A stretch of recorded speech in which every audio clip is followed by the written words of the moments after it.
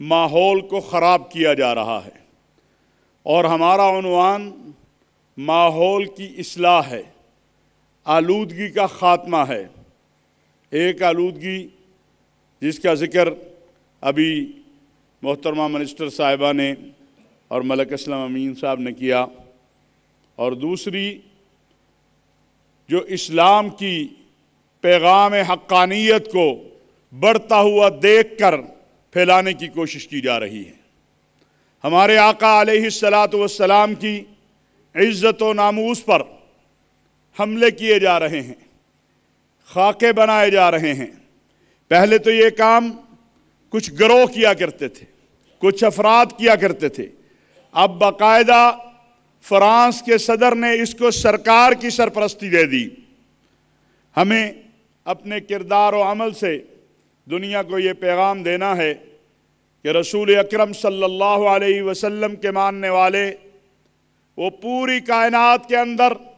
ہر چیز تو برداشت کر سکتے ہیں، لیکن آقا علیہ السلام کی ناموس کی توہین برداشت نہیں کر سکتے۔ اس وقت محترم جناب صدر مملکت، الحمدللہ مجھے فخر ہے کہ پاکستان جس کا پرچم کا سبز رنگ گنبد خضرا کے سبز رنگ کے ساتھ وابستہ ہے، پاکستان پوری دنیا کے اندر اس حوالے سے اپنا کردار ادا کر رہا ہے۔ محترم وزیر اعظم پاکستان نے جس انداز سے اسلامی دنیا کے سربراہوں کو خط لکھا ہے اور یہ کہا ہے کہ آؤ ایک ہی تو نقطہ ہے جس پہ امت متحد ہو سکتی ہے، وہ اللہ کی توحید ہے، محمد عربی صلی اللہ علیہ وسلم کی رسالت و ختم نبوت ہے، اصحاب رسول و اہل بیت کی عظمت و صداقت ہے، اور حرمین شریفین اور الاقصی ہے۔ آؤ اپنے نبی علیہ السلام کی ناموس پر ہم اجتماعی موقف اپنائیں، اور اس کے لیے ہماری وزارت خارجہ، ہماری وزارت مذہبی امور جو کردار ادا کرنے کی کوشش کر رہی ہے، میں سمجھتا ہوں اس کی اس وقت ضرورت ہے۔ ہمیں اگر اپنی پگڑی بھی کسی کے پاؤں پہ رکھنی پڑے، اگر ہمیں کسی کے پاؤں بھی پکڑنی پڑے، تو ہمیں یہ کام کرنا ہے تاکہ دنیا کے اندر عالمی سطح کے اوپر ایک قانون سازی ہو۔ اور میں اس منظر کو بار بار اس لیے بیان کرتا ہوں کہ میں نے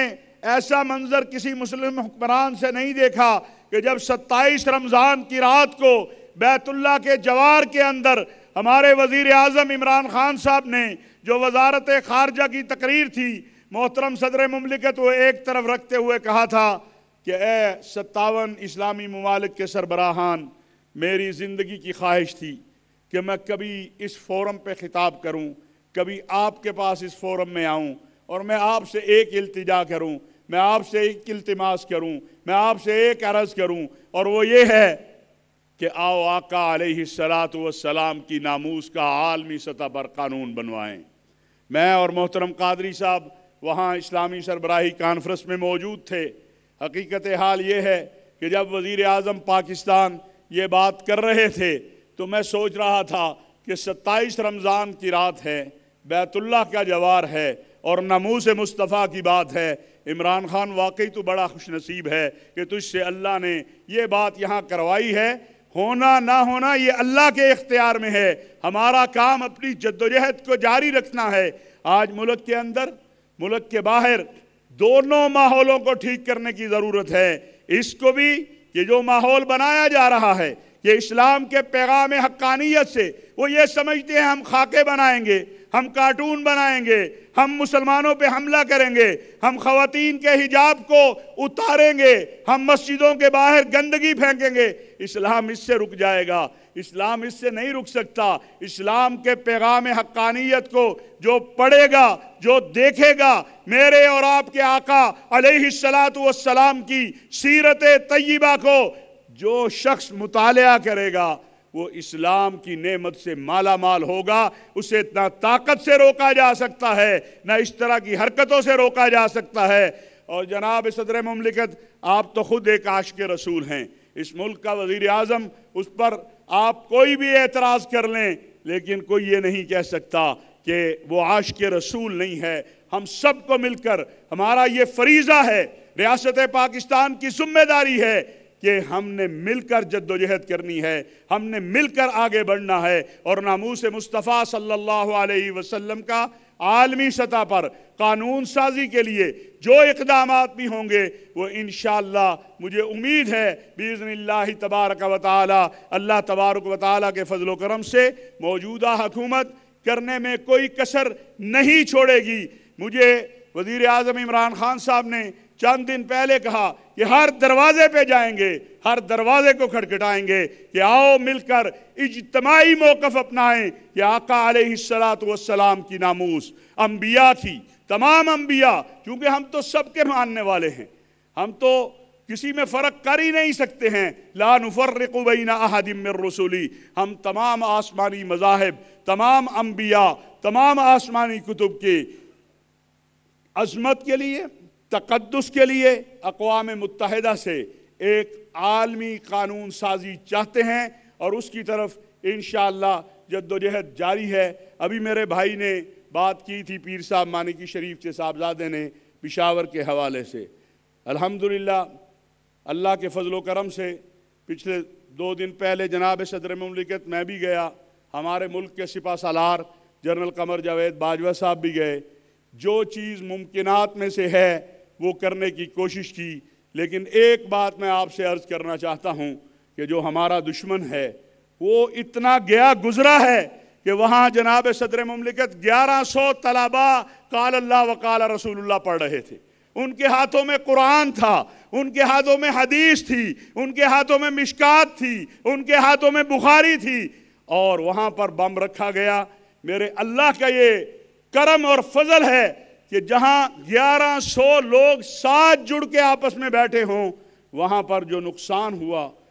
ایک شخص کی جان پوری انسانیت، من قتل نفسا بغیر نفس او فساد فی الارض فکأنما قتل الناس جمیعا، پوری انسانیت، ایک شخص کا قتل پوری انسانیت کا قتل ہے، لیکن اللہ تعالیٰ نے مہربانی فرمائی۔ اور ایک بات بڑی واضح ہے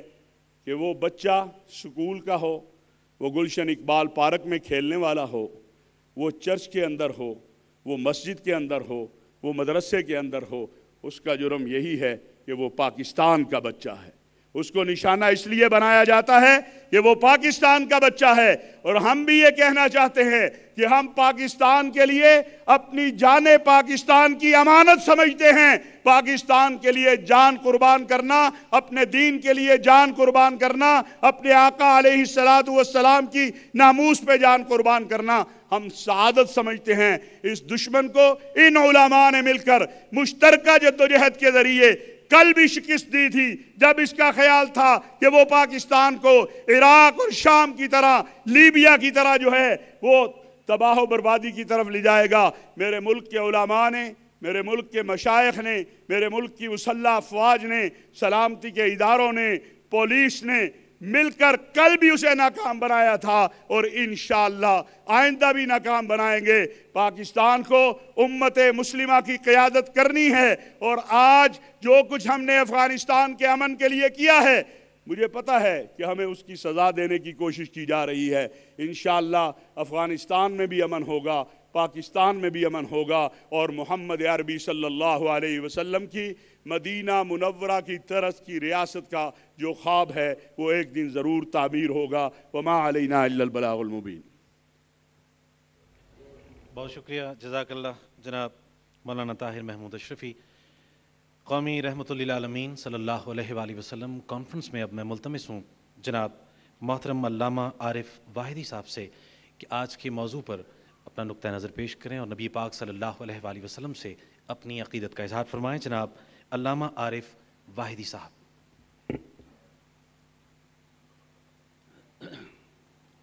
السلام علیکم ورحمۃ اللہ۔ اعوذ باللہ من الشیطان الرجیم، بسم اللہ الرحمن الرحیم۔ الحمدللہ رب العالمین والصلاة والسلام علی سید الانبیاء والمرسلین رحمت للعالمین، خاتم النبیین ابی القاسم محمد صلی اللہ علیہ وآلہ وسلم وعلی آلہ الطیبین الطاہرین وصحبہ المنتجبین، اما بعد، فقال اللہ الحکیم فی کلامہ المجید وما ارسلناک الا رحمۃ للعالمین۔ جناب ڈاکٹر عارف الرحمن علوی صاحب صدر مملکت، ہمارے پیر و مرشد جناب ڈاکٹر نور الحق قادری صاحب، وفاقی منسٹر جناب امین اسلم صاحب، اور جناب محترمہ زرتاج صاحبہ،